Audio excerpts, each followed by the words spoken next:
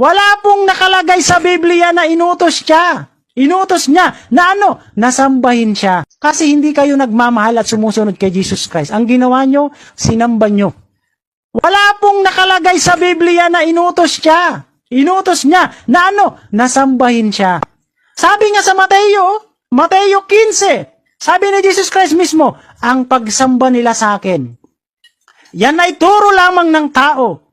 Yan ay gawa-gawa lamang ng tao. Yan ay doktrina lamang ng tao. Dahil wala naman siyang inutos na sambahin siya eh.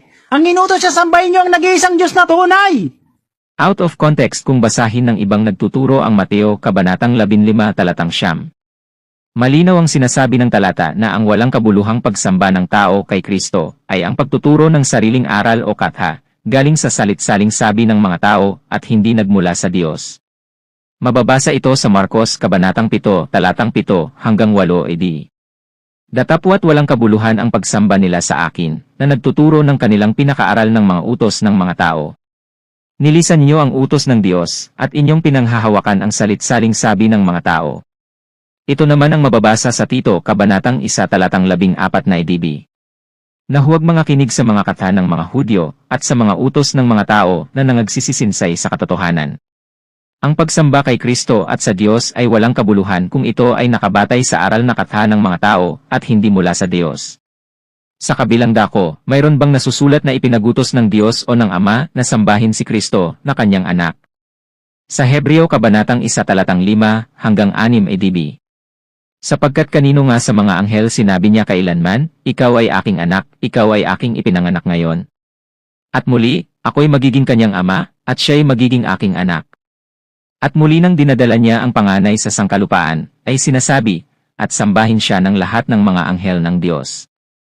Kung ang mga anghel ng Diyos ay inutusan ng Ama na sambahin ang kanyang anak na si Jesus, tayo pa kaya ng mga tao ang hindi sasamba kay Hesukristo? Ano ang nasusulat? Sa unang Pedro 3 at 15 edb. Kundi inyong sambahin si Kristo na Panginoon sa inyong mga puso, na lagi kayong handa ng pagsagot sa bawat tao na humihingi sa inyo ng katuwiran tungkol sa pag-asang nasa inyo, ngunit sa kaamuan at takot. Maliwanag ang sinasabi ng mga talata na ang utos na pagsamba kay Kristo ay hindi turo o aral ng mga tao kundi utos ng Diyos.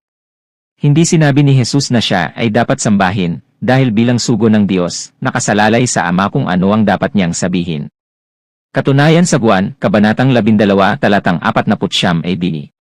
Sapagkat ako'y hindi nagsasalita na mula sa aking sarili, kundi ang Ama na sa akin ay nagsugo, ay siyang nagbigay sa akin ng utos, kung ano ang dapat kong sabihin, at kung ano ang dapat kong salitain.